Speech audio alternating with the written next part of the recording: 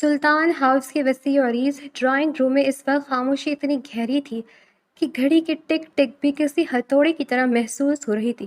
صوفوں پر بیٹھے مہرین کے سسرالی جو 2 سال کی طویل ناراضگی اور خاندانی جھگڑوں کے بعد آج اسے لینے آئے تھے، نظریں جھکائے بیٹھے تھے۔ ان کے سامنے شاہانہ انداز میں ٹانگ پر ٹانگ جمائے مہروز سلطان بیٹھا تھا۔ اس کے چہرے پر وہ مخصوص سرد مہری تھی جو اسے اپنے خاندان کا سب سے خطرناک اور انا پرست مرد بناتی تھی۔ اس کی گہری بھوری آنکھوں میں اس وقت فاتحانہ چمک تھی۔ دیکھیں مہروز بیٹا، پرانی باتوں کو بھول جائیں۔ مہرین ہماری بہو ہے، ہم اسے عزت سے گھر لے جانے آئے ہیں۔ مہرین کے سسر چوہدری حشمت نے دھیمی آواز میں کہا۔ مہروز کے لبوں پر ایک زہریلی مسکراہٹ رینگ گئی۔ عزت؟ چودھری صاحب، 2 سال پہلے جب آپ نے میری بہن کو اس کے 3 کپڑوں میں گھر سے نکالا تھا تب عزت کہا تھی؟ ہم شرمندہ ہیں۔ مہرین کی ساس نے کہنا چاہا مگر مہروز نے ہاتھ کے اشارے سے انہیں روک دیا۔ مجھے آپ کی شرمندگی سے کوئی دلچسپی نہیں ہے۔ مہرین جائے گی، ضرور جائے گی، لیکن اس بار سودا برابری کا ہوگا۔ مجھے ضمانت چاہیے۔ کیسی ضمانت؟ مہرین کے شوہر ارسلان نے گھبرا کر پوچھا۔ مہروز نے سگار کا دھواں فضا میں اچھالا اور دیوار گیر آئینے کے پاس کھڑی اس لڑکی کی طرف اشارہ کیا جو کافی دیر سے یہ ڈرامہ دیکھ رہی تھی۔ مجھے ضمانت میں آپ کی بیٹی نمل کا رشتہ چاہیے۔ مہرین وہاں جائے گی تو نمل بہا کر اس گھر میں آئے گی۔ پورے کمرے میں سکتہ چھا گیا۔ نمل جو ابھی بمشکل 18-19 سال کی تھی، اپنی بڑی بڑی آنکھیں پھیلائے مہروز کو دیکھ رہی تھی۔ وہ جتنی خوبصورت تھی اس سے کہیں زیادہ تھیکے لہجے کی مالک تھی۔ کیا بکواس کر رہے ہیں آپ؟ نمل کی آواز کمرے میں گونجی۔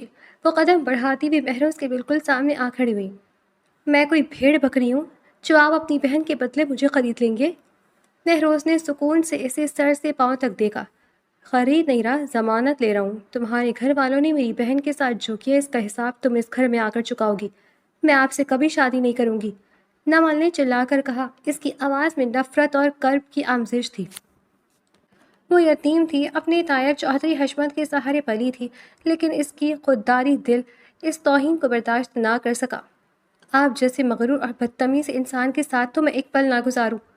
مہروز اٹھا اور نمل کے قریب ہوا۔ اس کا قد نمل سے بہت لمبا تھا جس کی وجہ سے نمل کو گردن اٹھا کر اسے دیکھنا پڑ رہا تھا۔ تمہارے پاس کوئی اور راستہ نہیں ہے مس نمل، تمہارے تایا نے ہاں کر دی ہے۔ مہروز نے اس نے کان کے پاس جھک کر سرگوشی کی۔ اور یاد رکھنا، مہروز سلطان جس چیز پر انگلی رکھتے ہیں وہ اسے حاصل کر کے رہتا ہے، چاہے وہ پیار سے ہو یا جبر سے۔ نمل نے تڑپ کر اسے دیکھا۔ اس کی آنکھوں میں آنسو تھے مگر لبوں پر اب بھی وہی سرکشی تھی۔ آپ مجھے جسمانی طور پر اس گھر میں لا سکتے ہیں لیکن میرا دل کبھی نہیں جیت سکیں گے۔ میں آپ کی زندگی جہنم بنا دوں گی۔ دس از مائی چیلنج۔ مہروز زور سے ہنسا۔ چیلنج ایکسیپٹڈ مائی وائلڈ کیٹ۔ شادی سادگی سے ہوئی لیکن ماحول میں خوشی نام کی کوئی چیز نہیں تھی۔ مہرین اپنے سسرال روانہ ہو گئی اور نمل بھاری لہنگا سنبھالے بھوجل قدموں کے ساتھ مہروز سلطان کی ذاتی ولا میں داخل ہوئی۔ یہ گھر شہر سے تھوڑا دور ایک پرسکون لیکن پرتعیش جگہ پر تھا۔ نمل کا کمرہ پھولوں سے سجا تھا لیکن اس سے ان پھولوں کی خوشبو سے گھٹن ہو رہی تھی۔ اس نے جھنجھلا کر اپنے سر سے دوپٹہ اتارا اور آئینے کے سامنے کھڑی ہو گئی۔ اتنی جلدی حال مان لی؟ پیچھے سے مہروز کی آواز آئی۔ وہ شیروانی اتار کر اب سفید قمیض کے کف فولڈ کر رہا تھا۔ نمل نے پلٹ کر اسے گھورا۔ ہار مانی نہیں ہے، بس ذرا سانس لے رہی ہوں تاکہ آپ کی انا کے بت کو توڑنے کے لیے دوبارہ ہمت جمع کر سکوں۔ مہروز مسکراتے ہوئے اس کے قریب آیا۔ بڑی زبان چلتی ہے تمہاری، سنا ہے یتیم بچے بہت ڈرے سہمے ہوتے، تم تو بالکل الٹ ہو۔ نمل کا چہرہ غصے سے سرخ ہو گیا۔ یتیموں بے سہارا نہیں، اور میری زبان اس لیے چلتی ہے کیونکہ میرا ضمیر زندہ ہے۔ آپ جیسے لوگ تو صرف طاقت کی زبان سمجھتے ہیں۔ مہروز نے اچانک اس کا ہاتھ پکڑ کر اسے اپنی طرف کھینچا۔ نمل اس کے مضبوط سینے سے جا ٹکرائی۔ چھوڑے مجھے بدتمیز انسان! نمل نے چھڑوانے کی کوشش کی۔ ابھی تو بدتمیزی شروع ہی نہیں ہوئی نمل مہروز سلطان۔ اس نے مہروز سلطان کے نام پر زور دیا۔ تم اب میری بیوی ہو، اس گھر کی ملکہ بھی اور میری قیدی بھی۔ میں کبھی آپ کی بیوی نہیں بنوں گی۔ آپ صرف ایک ظالم انسان ہیں جس نے میری مجبوری کا فائدہ اٹھایا۔ نمل کی آواز لرز گئی۔ مجبوری؟ مہروز نے اس کے چہرے پر جھکی ایک لٹ کو انگلی کے پیچھے کیا۔ تمہارے خاندان میں صرف تم ہی کنواری بچی تھی جس کا رشتہ میں مانگ سکتا تھا۔ میں نے طاق کے نشانہ لگایا تھا نمل، مجھے پتا تھا کہ تمہیں یہاں لا کر میں تمہارے تایا کو سب سے زیادہ تکلیف پہنچا سکتا ہوں۔ نمل نے نفرت سے اسے دیکھا اور زور سے اس کے پیر پر اپنا سینڈل مارا۔ اوہ! مہروز نے تلملا کر اسے چھوڑا۔ نمل فوراً پیچھے ہٹی اور بیڈ کے دوسری طرف جا کر کھڑی ہوئی۔ یہ تو صرف ٹریلر تھا۔ اگر میرے قریب آنے کی کوشش کی تو میں آپ کا وہ حال کروں گی کہ آپ اپنی انا بھول جائیں گے۔ مہروز نے اپنا پیر سہلایا اور اسے دیکھا۔ غصہ آنے کے بجائے اسے اس لڑکی کی دلیری پر ہنسی آ رہی تھی۔ انٹرسٹنگ، تو جنگ کا باقاعدہ آغاز ہو چکا ہے؟ جی ہاں، اور یاد رکھیے گا سلطان صاحب، اس جنگ میں جیت میری ہوگی۔ نمل نے سینے پر ہاتھ باندھ کر اعلان کیا۔ اگلی صبح نمل کچن میں تھی جب مہروز نیچے آیا۔ وہ سیاہ 3 پیس سوٹ میں ملبوس بے حد ہینڈسم لگ رہا تھا۔ نمل نے جان پوچھ کر ناشتے میں وہ چیزیں بنائی تھی جو مہروز کو ناپسند تھی۔ اس سے مہرین سے پتہ چلا تھا کہ مہروز کو میٹھا بالکل پسند نہیں اور وہ ناشتے میں صرف آملیٹ لیتا ہے۔ نمل نے میز پر ڈھیر سارے پراٹھے، حلوہ اور میٹھی لسی رکھ دی۔ مہروز نے میز پر نظر ڈالی اور ایک آئی برو اچکائی۔ یہ سب کیا ہے؟ ناشتہ ہے، نظر نہیں آ رہا؟ نمل نے بے نیازی سے کرسی کھینچی اور بیٹھ گئی۔ ہمارے گاؤں میں تو یہی کھاتے ہیں۔ اب آپ شہر کے نواب ہیں تو کیا ہوا؟ اب تو بیگم میں ہوں تو مرضی بھی میری چلے گی۔ مہروز خاموشی سے بیٹھ گیا۔ اس نے ایک پراٹھا لیا اور اس پر حلوہ رکھ کر کھانے لگا۔ نمل اسے حیرت سے دیکھ رہی تھی کہ اسے الٹی کیوں نہیں آ رہی۔ کیسا ہے؟ نمل نے بیتابی سے پوچھا۔ بہت لذیذ، مہروز نے اطمینان سے جواب دیا۔ بس چینی تھوڑی کم ہے، کل سے ذرا زیادہ ڈالنا۔ نمل کا منہ کھلا کا کھلا رہ گیا۔ اسے کیا پتا تھا کہ مہروز سلطان اپنی ناپسندگی چہرے پر نہیں آنے دیتا۔ آپ جھوٹ بول رہے ہیں، آپ کو تو میٹھا زہر لگتا ہے، نمل نے چڑھ کر کہا۔ مہروز نے لسی کا گلاس ختم کیا اور اٹھ کھڑا ہوا۔ تمہارے ہاتھ کا زہر بھی قبول ہے بیگم۔ ویسے ایک مشورہ دوں؟ کیا؟ اگلی بار بدلہ لینے کے لیے تھوڑی زیادہ ریسرچ کرنا۔ مہرین نے تمہیں آدھا سچ بتایا تھا۔ مجھے میٹھا پسند نہیں ہے، یہ سچ ہے، لیکن میں بھوکا رہنا اس سے بھی زیادہ ناپسند کرتا ہوں۔ وہ شرارت سے مسکرا کر دفتر کے لیے نکل گیا۔ نمل پیر پڑکتی رہ گئی۔ خبیث انسان، کتنا سمارٹ بنتا ہے۔ کچھ دن گزر گئے۔ نمل اور مہروز کے درمیان نوک جھوک کا سلسلہ جاری رہا۔ نمل ایسے تنگ کرنے کا کوئی موقع ہاتھ سے نہ جانے دیتی اور مہروز اس کی ہر شرارت کو تحمل سے برداشت کرتا، بلکہ اسے انجوائے کرنے لگا تھا۔ ایک شام بارش ہو رہی تھی۔ نمل ٹیرس پر کھڑی بارش کا لطف لے رہی تھی۔ وہ سفید ریشمی سوٹ میں کسی پری سے کم نہیں لگ رہی تھی۔ اس کی حساسیت اس وقت اس کے چہرے پر عیاں تھی۔ وہ اپنے ماں باپ کو یاد کر کے اداس ہو رہی تھی۔ مہروز کمرے میں داخل ہوا تو اسے ٹیرس پر دیکھ کر رک گیا۔ وہ خاموشی سے اس کے پیچھے آ کر کھڑا ہوا۔ کب تک مجھ سے نفرت کرو گی؟ اس کی آواز دھیمی اور سنجیدہ تھی۔ نمل چونک کر پلٹی۔ اس کی آنکھوں میں نمی تھی۔ جب تک میری سانس باقی ہے۔ لیکن کیوں؟ میں نے تمہیں ہر سہولت دی ہے، تمہاری ہر بدتمیزی برداشت کی ہے۔ سہولتیں انسان کو خوش نہیں کرتی مہروز سلطان۔ آپ نے مجھے ایک سودے کی طرح خریدا ہے، میری مرضی کے بغیر مجھے اس رشتے میں باندھا ہے۔ کیا آپ کو لگتا ہے کہ میں آپ کی احسان مند ہوں گی؟ نمل کی آواز میں درد تھا۔ مہروز نے اس کا چہرہ اپنے دونوں ہاتھوں کے پیال میں بھر لیا۔ نمل نے پیچھے ہٹنے کی کوشش کی مگر اس کی گرفت مضبوط تھی۔ میں نے تمہیں اس لیے نہیں مانگا تھا کہ میں تمہارے تایا سے بدلہ لینا چاہتا تھا، مہروز نے اعتراف کیا۔ وہ تو صرف ایک بہانہ تھا۔ حقیقت تو یہ ہے کہ جس دن میں نے تمہیں پہلی بار مہرین کی شادی پر دیکھا تھا، اسی دن فیصلہ کر لیا تھا کہ یہ لڑکی صرف میری ہوگی۔ نمل کی دھڑکنیں تیز ہو گئی۔ یہ آپ کیا کہہ رہے ہیں؟ سچ کہہ رہا ہوں۔ تم بہت بولتی ہو نمل، لیکن تمہاری آنکھیں بہت کچھ چھپاتی ہیں۔ تم جتنی منہ پھٹو اندر سے اتنی ہی موم ہو۔ اس نے انگوٹھے سے اس کا آنسو صاف کیا۔ نہیں، آپ جھوٹ بول رہے ہیں، آپ صرف اپنی انا کی تسکین چاہتے ہیں۔ نمل نے اس کا ہاتھ جھٹک دیا۔ آپ کو مجھ سے محبت نہیں ہو سکتی۔ محبت؟ مہروز تلخی سے ہنسا۔ محبت تو کمزور لوگ کرتے ہیں، میں تو تمہیں فتح کرنا چاہتا ہوں۔ میں چاہتا ہوں کہ تم خود اپنی زبان سے کہو کہ تمہیں مجھ سے عشق ہے۔ خواب دیکھنا چھوڑ دے، نمل نے چیلنج کیا۔ خواب نہیں، حقیقت بناؤں گا، مہروز نے اسے دیوار سے لگا دیا اور اس کی آنکھوں میں دیکھتے ہوئے بولا۔ تمہاری یہ سرکشی ہی تو مجھے تمہارا دیوانہ بناتی ہے۔ جتنا تم مجھ سے دور بھاگو گی، میں اتنا ہی تمہارے قریب آؤں گا۔ بارش کی بوندیں ان دونوں کو بھگو رہی تھی۔ اسی لمحے نفرت اور کشش کے درمیان ایک باریک سی لکیر رہ گئی تھی۔ بارش تھم چکی تھی، لیکن نمل کے دل میں اٹھنے والا طوفان ابھی باقی تھا۔ مہروز کے انکشاف نے اسے ساکت کر دیا تھا۔ وہ رات بھر یہی سوچتی رہی کہ کیا واقعی مہروز سلطان جیسا پھتر دل انسان کسی کو پسند کر سکتا ہے، یا یہ بھی اس کی کسی بڑی چال کا حصہ ہے۔ اگلے صبح نمل نے فیصلہ کیا کہ وہ مہروز کو اتنی آسانی سے فتح نہیں ہونے دے گی۔ اس نے جان بوجھ کر مہروز کی سب سے قیمتی سفید قیمتی قمیص نکالی اور اسے استری کرتے وقت جان بوجھ کر کالر پر ایک بڑا سا پیلا داغ لگا دیا۔ ہلدی کا داغ، جب مہروز تیار ہونے کمرے میں آیا تو نمل معصومیت کا لبادہ اڑ کر صوفے پر بیٹھی کتاب پڑھ رہی تھی۔ نمل، یہ میری شرٹ کو کیا ہوا ہے؟ مہروز کی گرجدار آواز گونجی۔ نمل نے کتاب سے نظریں چرائیں اور لاپرواہی سے بولی، اوہ، وہ شاید کچن میں پڑی تھی تو غلطی سے ہلدی گر گئی ہوگی۔ ویسے بھی سفید رنگ آپ پر جچتا نہیں ہے، آپ پر تو کالا رنگ سوٹ کرتا ہے، بالکل آپ کے دل کی طرح۔ مہروز شرٹ ہاتھ میں لیے اس کے قریب آیا۔ اس کی آنکھوں میں غصہ تھا لیکن لبوں پر وہی پراسرار مسکراہٹ۔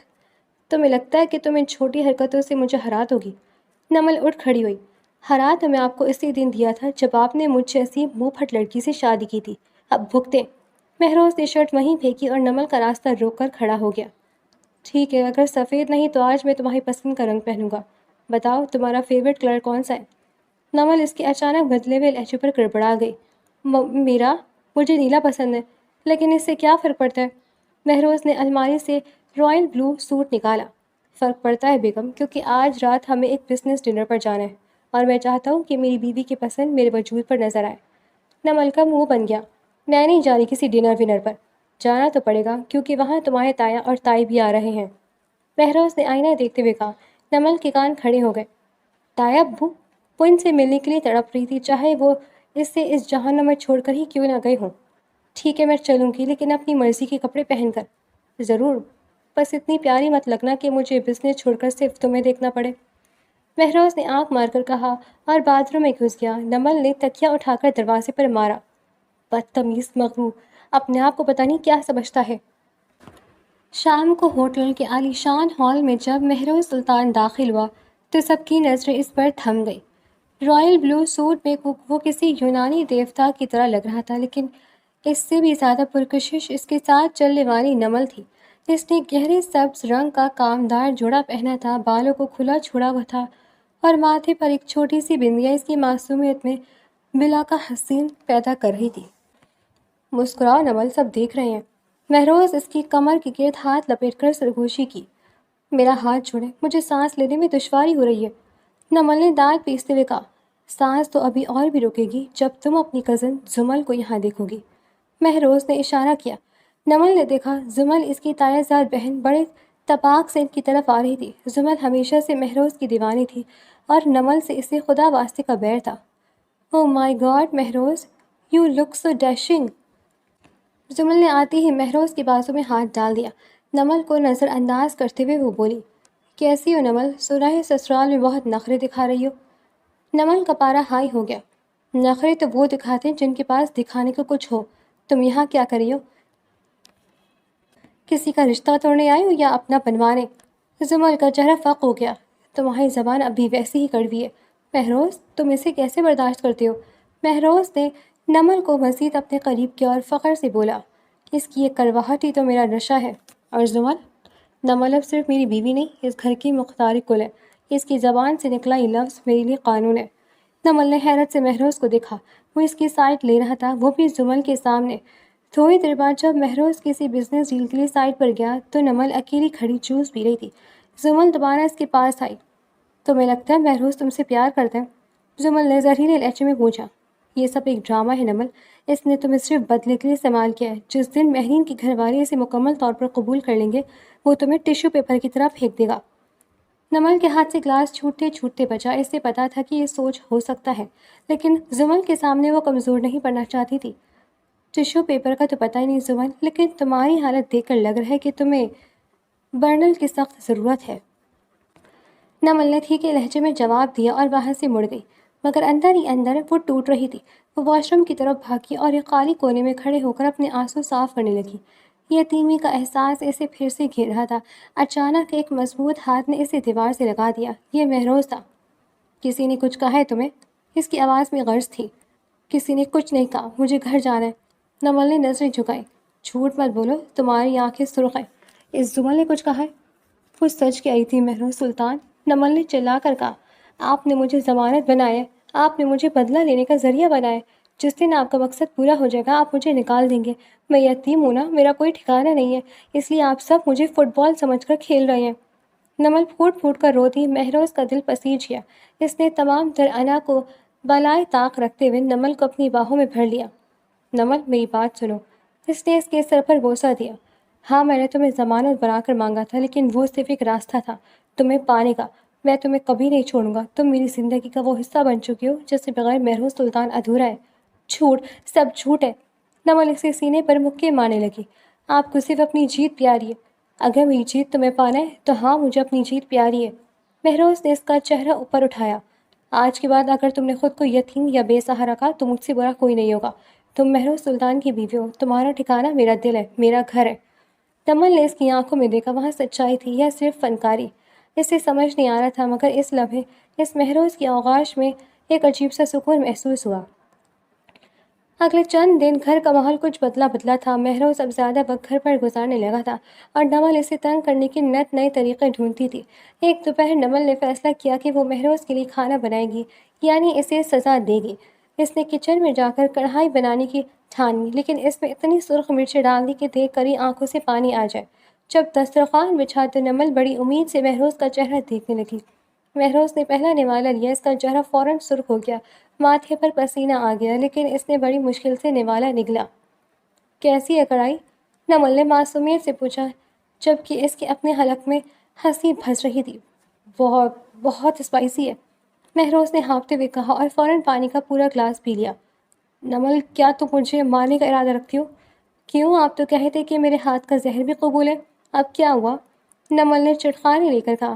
مہروز نے پلیٹ سائڈ پر کی اور نمل کا ہاتھ پکڑ کر اسے کچن کی طرف لے گیا۔ اب تم دیکھو کھانا کیسے بنتا ہے۔ مہروز نے اپنی قمیض کی آستینیں چڑھائیں۔ نمل حیرت سے اسے دیکھنے لگا۔ آپ کو کھانا بنانا آتا ہے؟ میں نے لندن میں 5 سال اکیلے گزارے ہیں مسز سلطان، صرف بزنس نہیں سیکھا، سروائیو کرنا بھی سیکھا ہے۔ مہروز نے پھرتی سے پیاز کاٹے، انڈے پھینٹے اور چند منٹوں میں ایک بہترین چیزی آملیٹ تیار کر دیا۔ اس دوران اس کی حرکات و سکنات اتنی پرکشش تھیں کہ نمل اسے دیکھتی ہی رہ گئی۔ لو، چکھو اسے۔ مہروز نے ایک نوالا توڑ کر نمل کے منہ کے قریب کیا۔ نمل نے انکار کرنا چاہا، لیکن خوشبو اتنی اچھی تھی کہ اس نے منہ کھول کر چکھ ہی لیا۔ یہ تو واقعی بہت مزے کا ہے، صرف مزے کا نہیں، ورلڈ کلاس ہے۔ مہروز نے خود اعتمادی سے کہا۔ اب بتاؤ کہ اب بھی تم مجھے بدتمیز کہو گی؟ نمل نے منہ بسورا۔ کھانا اچھا بنانے سے کوئی انسان تمیزدار نہیں ہو جاتا، آپ ابھی بھی وہی انا پرست مرد ہیں۔ مہروز ہنسا اور اس کی ناک پر تھوڑا سا مکھن لگا دیا۔ اور تم اب بھی وہی بدتمیز لڑکی ہو، لیکن میری پسندیدہ۔ نمل نے ناک صاف کی اور اسے گھورا۔ آپ باز نہیں آئیں گے نا؟ کبھی نہیں، مہروز نے اس کے قریب ہوتے ہوئے کہا۔ ابھی تو پوری زندگی باقی ہے تمہیں یہ بتانے کے لیے کہ مہروز سلطان جب ہارتا ہے تو کتنا خوبصورت ہارتا ہے۔ کہانی میں ایک نیا موڑ تب آیا جب مہرین اچانک روتی ہوئی اپنے مائکے مہروز کے گھر آئی۔ بھائی، میں وہاں نہیں رہ سکتی، وہ لوگ مجھے طعنے دیتے ہیں۔ مہرین نے مہروز کے گلے لگ کر رونا شروع کر دیا۔ مہروز کا چہرہ غصے سے تپ اٹھا۔ کس کی ہمت ہوئی میری بہن کو آگ دکھانے کی؟ ارسلان نے کچھ کہا۔ نمل بھی وہاں پہنچ گئی۔ مہرین کی حالت دیکھ کر اسے دکھ ہوا، لیکن اسے یہ بھی ڈر تھا کہ کہیں مہروز اس کا بدلہ مجھ سے نہ لے لے۔ نہیں بھائی، ارسلان تو ٹھیک ہے، لیکن ساس اور نندے وہ کہتی کہ ہم نے نمل کو ضمانت میں دے کر احسان کیا ہے۔ مہرین نے سسکیاں بھرتے ہوئے کہا۔ مہروز نے غصے سے نمل کی طرف دیکھا۔ نمل کا دل دھک سے رہ گیا۔ کیا اب مہروز اسے واپس بھیج دے گا؟ نمل، مہروز نے اسے پکارا۔ نمل ڈرتے ڈرتے اس کے پاس آئی۔ جی، اپنا بیگ پیک کرو۔ مہروز کی آواز سرد تھی۔ نمل کی آنکھوں میں آنسو آ گئے۔ آپ مجھے نکال رہے ہیں؟ نہیں، مہروز نے اس کا ہاتھ تھاما۔ ہم تمہارے تایا کے گھر جا رہے ہیں۔ اگر وہ مہرین کی قدر نہیں کر سکتے تو میں انہیں دکھاؤں گا کہ ان کی بیٹی میرے گھر میں کس مقام پر ہے۔ میں ان کے سامنے یہ ثابت کروں گا کہ تم ضمانت نہیں، میری زندگی ہو، اور مہرین تم یہی رہو گی۔ اب ارسلان خود تمہیں لینے آئے گا اور معافی مانگے گا۔ نمل کو یقین نہیں آ رہا تھا، مہروز سلطان اس کے لیے اپنے اصول توڑ رہا تھا۔ اس نے پہلی بار محسوس کیا کہ شاید یہ شخص اتنا برا نہیں جتنا وہ سمجھتی تھی۔ مہروز سلطان کی گاڑی جب چودھری حشمت کے عالیشان بنگلے کے سامنے رکی تو پہرے داروں میں کھلبلی مچ گئی۔ مہروز سلطان کا بغیر بتائے یوں چلے آنا کسی خطرے کی گھنٹی سے کم نہیں تھا۔ نمل خاموشی سے گاڑی کی کھڑکی سے باہر دیکھ رہی تھی۔ اس کا دل زور زور سے دھڑک رہا تھا۔ وہ اس گھر میں پلی بڑھی تھی، لیکن آج اسے یہاں ایک اجنبی اور ضمانت کی حیثیت سے لایا گیا تھا۔ اترو، مہروز نے سرد آواز میں کہا۔ نمل نے اسے دیکھا۔ مہروز کے چہرے پر وہی سنگ تاثرات تھے جو اس کی شخصیت کا خاصہ تھے۔ وہ گاڑی سے اتری۔ اس نے ہلکے گلابی رنگ کا لباس پہنا تھا جس پر سفید کڑھائی تھی۔ وہ نہایت معصوم اور دلکش لگ رہی تھی۔ جیسے ہی وہ اندر داخل ہوئے، چودھری حشمت اور ان کی بیگم نمل کی دائی سامنے ہی موجود تھے۔ مہرین کے وہاں پہنچنے کی خبر ان تک پہنچ چکی تھی، اس لیے ان کے چہروں پر ہوائیاں اڑ رہی تھیں۔ مہروز بیٹا، تم اچانک، سب خیریت تو ہے؟ چودھری حشمت نے مصنوعی مسکراہٹ کے ساتھ استقبال کیا۔ مہروز نے ان کا سلام تک نہیں لیا۔ وہ سیدھا صوفے پر جا بیٹھا اور نمل کو اپنے ساتھ بیٹھنے کا اشارہ کیا۔ خیریت تو آپ کے گھر سے شروع ہوتی ہے چودھری صاحب، اور میری بہن کے آنسو پر ختم۔ تائی اماں نے نمل کو غصے سے گھورا۔ نمل، تم نے ضرور کچھ بھڑکایا ہوگا مہروز کو، یہاں سے جاتے ہی رنگ دکھانے شروع کر دیے۔ نمل نے کچھ کہنا چاہا، لیکن مہروز نے اس کا ہاتھ سختی سے تھام لیا۔ یہ ایک خاموش پیغام تھا کہ آج میں بولوں گا۔ میری بیوی پر الزام لگانے سے پہلے اپنی زبان کو لگام دے بیگم چودھری۔ مہروز کا لہجہ اتنا کاٹدار تھا کہ تائی اماں ہکا بھکا رہ گئی۔ مہرین میرے گھر آئی ہے اور وہ تب تک وہیں رہے گی جب تک آپ کا بیٹا ارسلان وہاں آ کر ناک رگڑ کر معافی نہیں مانگتا۔ لیکن مہروز، یہ تو میاں بیوی کا معاملہ ہے، چودھری صاحب نے بیچ میں بولا چاہا۔ معاملہ تب تک میاں بیوی کا ہوتا جب تک آپ کی بیٹی زمل اور آپ کی بیگم نے مہرین کو تانے نہیں دیے تھے۔ مہروز نے کھڑے ہوتے ہوئے نمل کے کندھے پر ہاتھ رکھا۔ آپ نے نمل کو ضمانت سمجھ کر میرے گھر بھیجا تھا نا؟ تو سن لے، اب یہ ضمانت نہیں ہے، یہ مہروز سلطان کی وہ عزت ہے جس پر آنچ آئی تو میں پورا شہر جلا دوں گا۔ نمل نے سر اٹھا کر مہروز کو دیکھا۔ اسے اپنی سماعتوں پر یقین نہیں آ رہا تھا۔ وہی شخص جو اسے سودا کہہ کر لائے تھا، آج سب کے سامنے اسے اپنی عزت پکار رہا تھا۔ اس کی آنکھوں میں ستائش کے دیپ جلنے لگے۔ رات کے قیام کے لیے انہیں وہی کمرہ دیا گیا جو کبھی نمل کا ہوا کرتا تھا۔ کمرہ چھوٹا لیکن نمل کی یادوں سے بھرا تھا۔ دیواروں پر اس کی بچپن کی تصویریں اور شیلف پر اس کی پسندیدہ کتابیں سجی تھیں۔ مہروز نے کمرے کا جائزہ لیا اور ایک طنزیہ مسکراہٹ کے ساتھ بولا، تو یہ ہے وہ جیل جہاں تم اتنے سال قید رہی؟ نمل جو اپنا دوپٹہ سیٹ کر رہی تھی مڑ کر اسے گھورا۔ یہ جیل نہیں، میرا گھر ہے۔ یہاں مجھے وہ سکون ملتا تھا جو آپ کے اس محل نما گھر میں کبھی نہیں ملا۔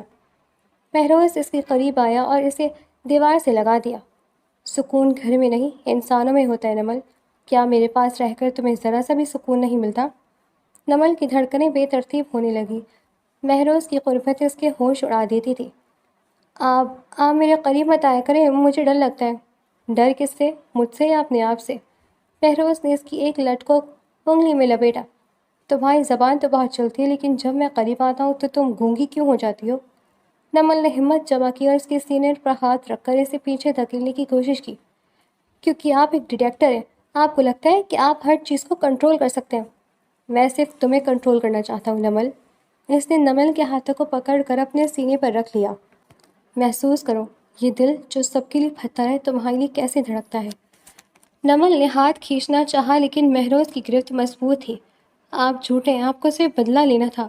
ہاں، بدلہ لینا تھا، مہروز نے اعتراف کیا، لیکن بدلہ تم سے نہیں، تمہاری تایا سے لینا تھا جنہوں نے میری بہن کی توہین کی۔ تمہیں تو میں نے انعام میں مانگا تھا، تم میری وہ جیت ہو جس پر مجھے ناز ہے۔ نمل کی آنکھوں میں آنسو آ گئے۔ آپ کو پتہ ہے مہروز، یتیم ہونا کتنا مشکل ہوتا ہے۔ ہر کوئی آپ کو بوجھ سمجھتا ہے۔ میرے تایا نے مجھے آپ کے حوالے کر دیا جیسے کوئی پرانا سامان نکال کر باہر کرتے ہیں۔ میں بہت ٹوٹ گئی تھی اس دن۔ مہروز کا لہجہ نرم پڑ گیا۔ اس نے نمل کو اپنی باہوں میں سمیٹ لیا۔ آج کے بعد تم اکیلی نہیں ہو، تم اس گھر کی بیٹی ہو سکتی ہو لیکن میرے گھر کی تم جان ہو۔ کوئی تمہیں بوجھ نہیں سمجھے گا، اور اگر کسی نے کوشش کی تو اسے مہروز سلطان کا سامنا کرنا پڑے گا۔ نمل نے پہلی بار مہروز کے سینے پر سر رکھا اور اسے لگا کہ شاید اس کی یتیمی کا علاج اس مغرور مرد کی محبت میں چھپا ہے۔ اگلی صبح ناشتے کی میز پر ماحول پھر سے کشیدہ تھا۔ زمل جو مہروز کو دیکھ دیکھ کر کڑ رہی تھی، اپنی عادت سے باز نہ آئی۔ مہروز، سنا ہے تم نے نمل کو بہت مہنگے تحفے دے رہے ہو؟ بیچاری کو کبھی نصیب تو ہو ہی نہیں، کہیں پاگل نہ ہو جائے خوشی سے۔ زمل نے طنزیہ ہنسی ہنستے ہوئے کہا۔ نمل نے ابھی چائے کا کپ اٹھایا ہی تھا کہ رک گئی۔ اس سے پہلے کہ وہ جواب دیتی، مہروز نے اس کا ہاتھ تھام کر میز پر رکھ دیا۔ تحفے تو ان کو دیے جاتے ہیں جن کی کوئی قیمت ہو۔ نمل کی قیمت میرا پورا کاروبار بھی نہیں چکا سکتی۔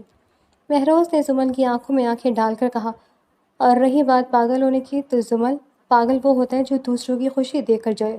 تمہیں کوئی اچھا ڈاکٹر دکھاؤں؟ زمل کا چہرہ غصے سے تمتما اٹھا۔ تم اس بدتمیز لڑکی کے لیے میری توہین کر رہے ہو؟ بدتمیز اور خودداری میں فرق ہوتا ہے زمل۔ نمل اب بول پڑی تھی۔ اس نے مہروز کی طرف دیکھ کر ایک پراعتماد مسکراہٹ اچھالی، اور میں نے تمیز صرف ان لوگوں کے لیے رکھی ہے جو اس کے قابل ہیں۔ تم تو اس لسٹ میں کہیں آتی ہی نہیں ہو زمل۔ نمل، تائی امی چلائیں۔ جی تائی اماں، ناشتہ بہت اچھا ہے لیکن تھوڑی شرافت کی کمی ہے، اگر آپ کہیں تو میں مہروز سے کہہ کر تھوڑی منگوا دوں۔ نمل نے چڑخاری لے کر کہا۔ مہروز اپنی ہنسی دبانے کی کوشش کرنے لگا، اسے نمل کا یہ انداز بہت پسند آ رہا تھا۔ وہ منہ پھٹتی لیکن اب وہ اپنی ڈھال بن کر لڑنا سیکھ گئی تھی۔ وہ لوگ واپس اپنے گھر مہروز ولا پہنچ گئے۔ مہرین اب کافی بہتر محسوس کر رہی تھی کیونکہ ارسلان نے فون کر کے اس سے معافی مانگ لی تھی اور اسے لینے آ رہا تھا۔ نمل اپنے کمرے میں کھڑی کپڑے سیٹ کر رہی تھی جب مہروز پیچھے سے آیا اور اس کی کمر میں ہاتھ ڈال کر اسے آئینے کے سامنے کھڑا کر دیا۔ تو کیا اب بھی میں تمہارا دشمن ہوں؟ اس نے نمل کے کان کے پاس سرگوشی کی۔ نمل نے آئینے میں مہروز کو دیکھا، اس کی آنکھوں میں وہ نفرت اب کہیں نہیں تھی بلکہ ایک نرمی سی آ گئی۔ دشمن تو آپ اب بھی ہیں لیکن شاید پسندیدہ دشمن، نمل نے مسکرا کر کہا۔ صرف پسندیدہ؟ مہروز نے اسے اپنی طرف موڑا۔ مجھے محبت چاہیے نمل، میں تمہاری زبان سے سننا چاہتا ہوں کہ تم میری ہو۔ نمل نے شرارت سے اپنا سر نفی میں ہلایا۔ اتنی جلدی نہیں سلطان صاحب، ابھی تو آپ کو بہت سے امتحان دینے، ابھی تو آپ کو میرے ہاتھ کے کڑوے کھانے ہیں، میری ڈانٹ سنی اور میری ہر ضد پوری کرنی ہے۔ مہروز نے ہنس کر اسے اپنے قریب کر لیا۔ تمہاری ہر ضد میری سراخوں پر، بس ایک وعدہ کرو کبھی مجھے چھوڑ کر نہیں جاؤ گی۔ نمل نے سنجیدگی سے اس کی آنکھوں میں دیکھا۔ میں کہاں جاؤں گی؟ آپ نے خود ہی تو کہا تھا کہ میرا ٹھکانہ آپ کا دل ہے۔ باہر بارش پھر سے شروع ہو چکی تھی لیکن اس بار یہ بارش کسی اداسی کا پیغام نہیں بلکہ ایک نئی زندگی کی نوید لا رہی تھی۔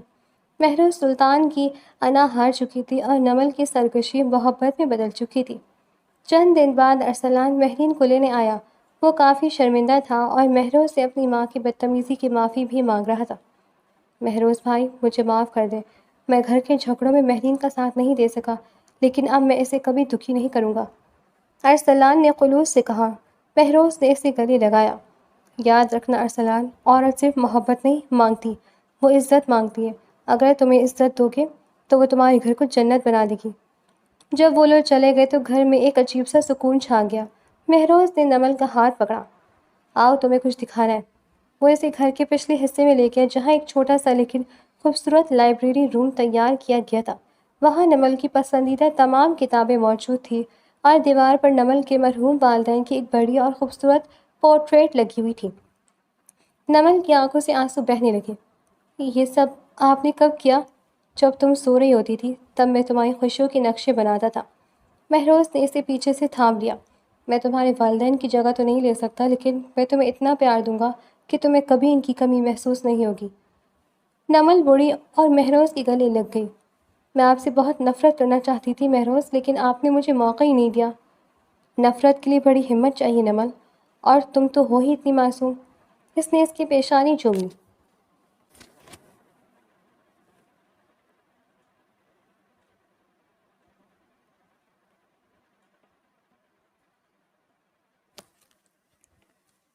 مہرین کے جانے کے بعد گھر کافی بڑا اور خالی محسوس ہونے لگا تھا۔ مہروز نے نمل کی تعلیم جاری رکھنے کا فیصلہ کیا تھا لیکن نمل کو ان دنوں ایک نیا شوق چڑھا ہوا تھا، مہروز سلطان کو ایک مکمل بیوی بن کر دکھانا یا کم از کم اس کی دعویٰ کرنا۔ ایک صبح مہروز ابھی سو کر اٹھا ہی تھا کہ اسے نیچے کچن سے کسی چیز کے ٹوٹنے اور پھر کسی کے زور سے چیخنے کی آواز آئی۔ وہ ہڑبڑا کر اٹھا اور بغیر جوتے پہنے نیچے بھاگا۔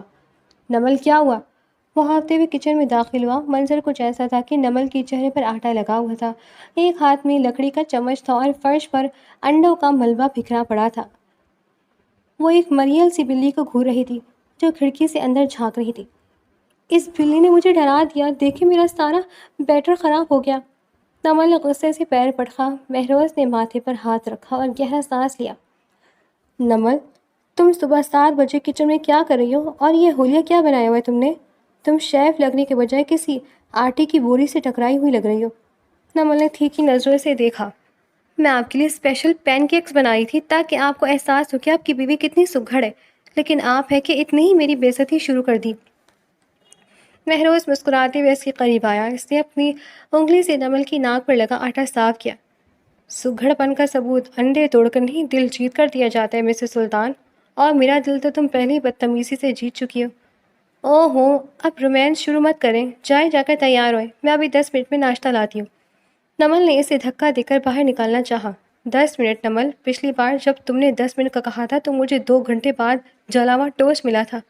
مہروز نے قہقہ لگایا۔ آج نہیں جلے گا، ٹرسٹ می، نمل نے اعتماد سے کہا۔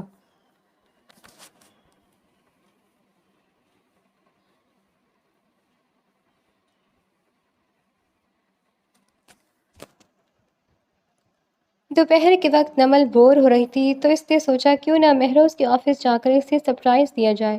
اس نے خوبصورت آسمانی رنگ کا جوڑا پہنا، ہلکا سا میک اپ کیا اور مہروز کا پسندیدہ کھانا پیک کر کے اس کے آفس پہنچ گئی۔ جیسے ہی وہ مہروز کے کیبن پر پہنچی، اسے کسی لڑکی کی ہنسنے کی آواز آئی۔ نمل نے آہستہ سے دروازہ کھولا تو دیکھا کہ مہروز کی نئی سیکرٹری، جو کافی ماڈرن بنی ہوئی تھی، فائل دکھانے کے بہانے مہروز کی کافی قریب جھکی ہوئی تھی۔ نمن کا خون کھول اٹھا۔ اس کی انا پرست بیوی جاگ اٹھی تھی۔ السلام علیکم، نمل نے اونچی آواز میں کہا اور بغیر دستک دیے اندر داخل ہو گئی۔ مہروز نے سر اٹھا کر دیکھا اور اس کے چہرے پر فوری مسکراہٹ آ گئی۔ نمل، تم یہاں؟ سیکرٹری صاحبہ، جن کا نام سارا تھا، ذرا پیچھے ہٹی اور ناگواری سے نمل کو دیکھا۔ سر، میں ڈسٹرب تو نہیں کر رہی؟ جی بالکل کر رہی ہیں، نمل نے مہروز کے جواب دینے سے پہلے ہی کہہ دیا۔ وہ سیدھی مہروز کی میز پر آئی اور کھانا رکھا۔ مہروز، آپ نے بتایا نہیں کہ آپ کی نئی سیکرٹری کو پرسنل اسپیس کا مطلب نہیں پتا؟ مہروز نے اپنی ہنسی دبائی۔ اسے سمجھ آ گیا تھا کہ شیرنی شکار پر نکلی ہے۔ سارا ہی میری بیوی ہے، نمل مہروز سلطان، مہروز نے تعارف کروایا۔ اوہ، نائس ٹو میٹ یو۔ سارا نے ہاتھ بڑھایا لیکن نمل نے نظر انداز کر کے مہروز کا لنچ باکس کھولنا شروع کر دیا۔ سارا، آپ جا سکتی ہیں، مجھے اپنی بیگم کے ساتھ لنچ کرنا ہے، مہروز نے حکم دیا۔ سارا کے جانے کے بعد نمل نے مکے مار کر میز بجائی۔ یہ کیا تھا؟ وہ آپ کے اتنے قریب کیوں تھی؟ مہروز کرسی سے اٹھا اور میز پر جھک کر نمل کے چہرے کے قریب آیا۔ کیوں؟ کیا میری منہ پھٹ بیگم کو جلن ہو رہی ہے؟ جلن اور مجھے؟ کبھی نہیں، نمل نے منہ بسورا۔ مجھے تو بس یہ فکر تھی کہ کہیں وہ آپ کی انا کو چوٹ نہ پہنچا دے۔ نمل، مہروز نے اس کا ہاتھ پکڑ کے اس کی اپنی طرف کھینچا۔ تمہیں پتہ ہے تم جب غصہ کرتی ہو تو اور بھی پیاری لگتی ہو، اور رہی بات کسی اور کی تو اس دل میں تمہاری بدتمیزی کے سوا کسی اور کی تمیز کی جگہ نہیں ہے۔ نمل تھوڑی نرم پڑی۔ سچی؟ مجھے؟ مہروز نے اسے کرسی پر بٹھایا۔ اب دکھاؤ، آج کیا جلایا ہے تم نے؟ نمل نے ہنس کر اسے بریانی پیش کی۔ آج کچھ نہیں جلا، آج صرف سارا جلی ہے۔ دونوں زور سے ہنس پڑے۔ اس دن آفس کے اسٹاف نے پہلی بار اپنے ہٹلر باس کو اتنے خوشگوار موڈ میں دیکھا تھا۔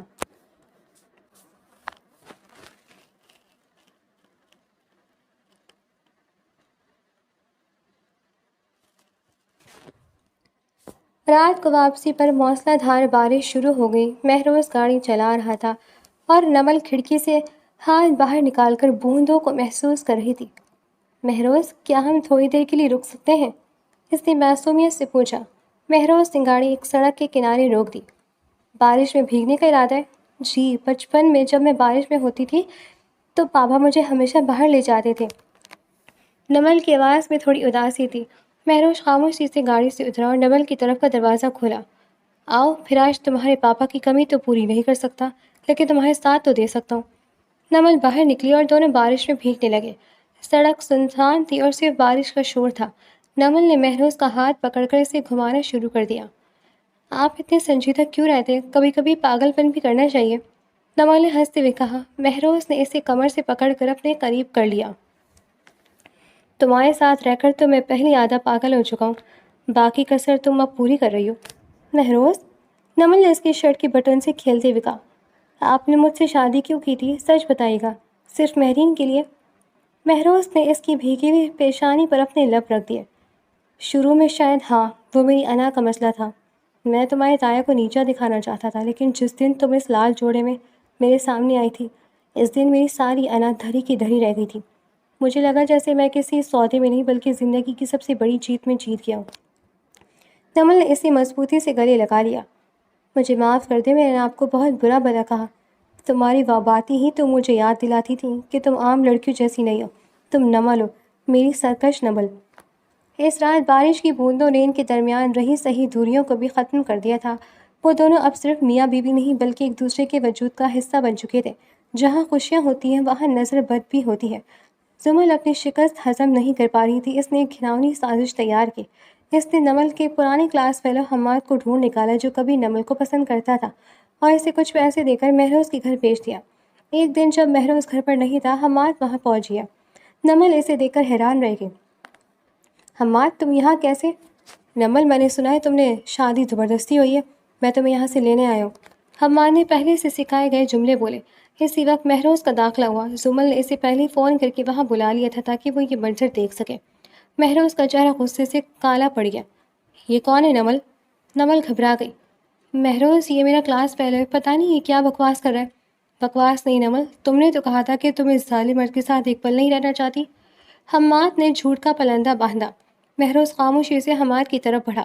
نمل کو لگا آج خون خرابہ ہوگا۔ وہ مہروز کے آگے کھڑی ہو گئی۔ مہروز میری بات سنیں، یہ جھوٹ بول رہا ہے۔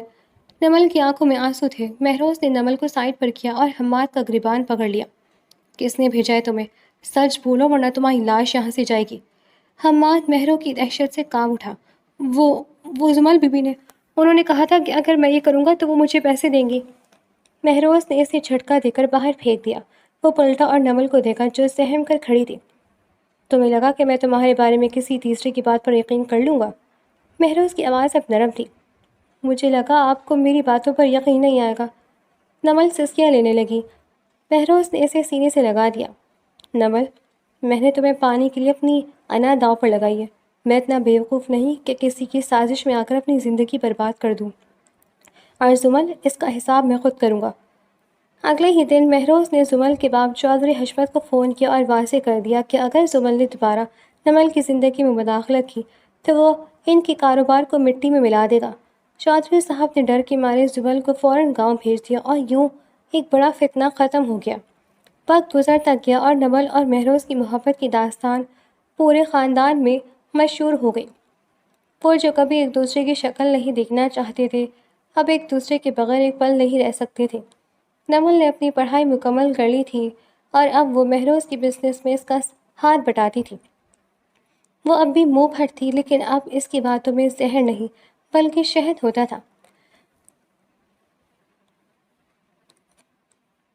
ایک شام کو دونوں اپنے ولا کے لان میں بیٹھے چائے پی رہے تھے۔ مہروز، اگر اس دن مہرین کے سسرالی اسے لینے نہ آتے تو کیا آپ کبھی مجھ سے شادی کرتے؟ نمل نے اچانک سوال کیا۔ مہروز نے چائے کا سپ لیا اور مسکرا کر اسے دیکھا۔ نمل، اگر وہ نہ آتے تو میں خود کوئی ایسی صورت پیدا کرتا کہ تم میرے پاس آتی۔ میں نے کہا تھا نا، میں نے طاق کے نشانہ لگایا تھا۔ تم میری قسمت میں لکھی جا چکی تھے، ضمانت تو صرف ایک بہانہ تھا۔ نمل نے اس کے کندھے پر سر رکھا۔ آپ بہت بڑے فنکار ہیں سلطان صاحب، اور تم میری سب سے خوبصورت آرٹ ہو بیگم سلطان۔ انا ہار گئی تھی اور عشق جیت گیا تھا۔ مہروز سلطان اب صرف ایک انا پرست مرد نہیں تھا، وہ ایک ایسا شوہر تھا جو اپنی بیوی کی خوشی کے لیے پوری دنیا سے لڑ سکتا تھا۔ اور نمل، وہ اب یتیم نہیں تھی، اس کا اپنا ایک گھر تھا، ایک اپنی دنیا تھی جہاں وہ ملکہ بن کر راج کرتی تھی۔ کچھ مہینوں بعد گھر میں مٹھائیاں بانٹی جا رہی تھیں۔ نمل کی طبیعت کچھ دنوں سے ناساز تھی اور جب ڈاکٹر نے خوشخبری سنائی تو مہروز کی خوشی کا ٹھکانہ نہ رہا۔ وہ نمل کے پاس آیا جو بیڈ پر بیٹھی مسکرا رہی تھی۔ نمل، تم نے مجھے دنیا کا سب سے خوش قسمت انسان بنا دیا ہے۔ مہروز نے اس کے ہاتھ چومے۔ اب تو آپ کی انا کو ایک نیا حریف ملنے والا ہے، نمل نے شرارت سے کہا۔ اگر وہ مجھ پر گیا ہے تو آپ کی ایک نہیں چلے گی۔ چلے گی بیگم، بالکل چلے گی، کیونکہ اس بار میں اسے انا نہیں صرف محبت سکھاؤں گا۔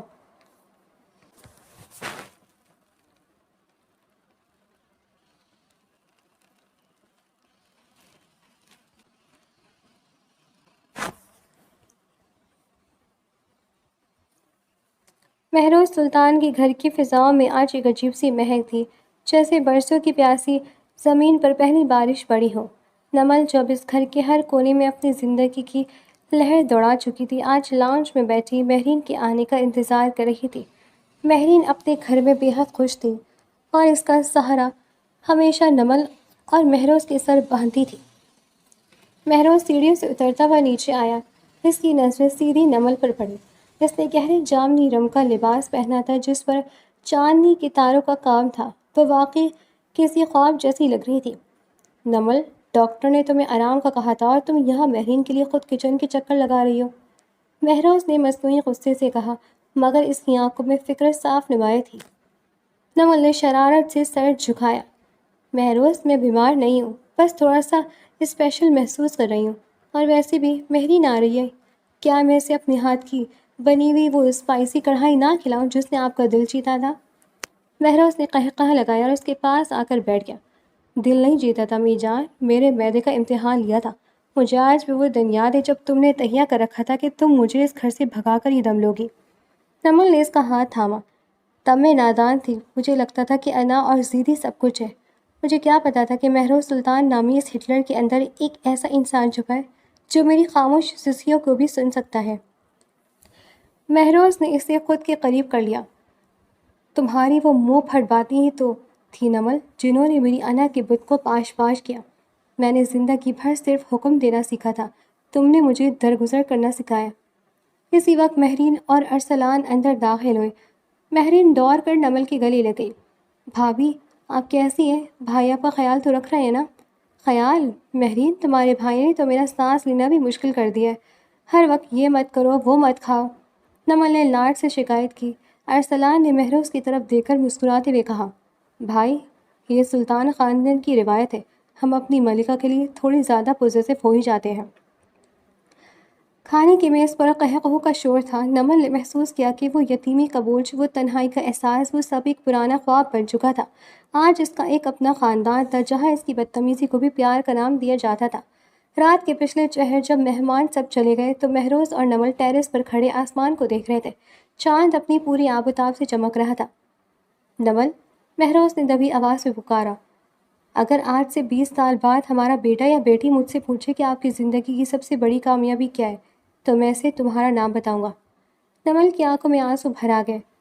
اور اگر وہ مجھ سے پوچھیں گے کہ ضمانت کا مطلب کیا ہوتا ہے تو میں کہوں گی کہ ضمانت وہ رشتہ ہے جو دو ٹوٹے ہوئے دلوں کو ایک ایسے بندھن میں باندھ دیتا ہے جس کی چابی صرف اعتبار کے پاس ہوتی ہے۔